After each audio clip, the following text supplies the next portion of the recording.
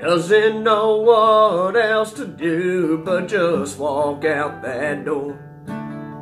He's got a dream to chase, and he's told her before. He wants her love more than anything, just wishes she'd understand that if he wins that buckle, he can put a ring on her hand. Cheyenne is where he's gotta be in a few nights. He's gotta ride the devil, stare adversity in the eye. She cries and swears she's leaving town today, but he won't let nothing stand in his way, not even tears on their face. Moves out to Laredo while he's coming into Cheyenne.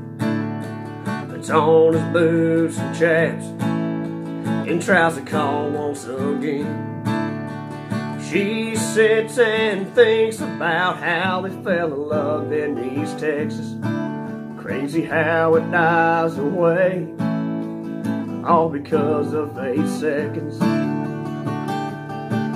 Cheyenne is where he's gotta be in a few nights.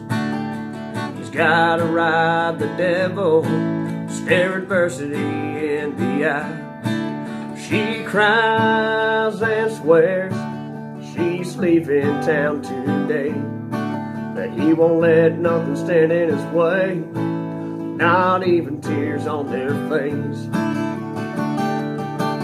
As the years go by, they wonder how each other's been doing. And are they living the life they want, or do they regret every moment? And while she's closing up her flower shop, she can't believe who she sees. They stop and talk a minute, and then he notices her ring.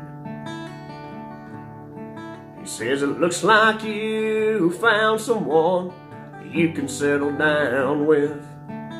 That's a big rock you have, and I wish you the best." Right before he walks away, she looks down at his waist. Says, "I like that buckle there." He said things.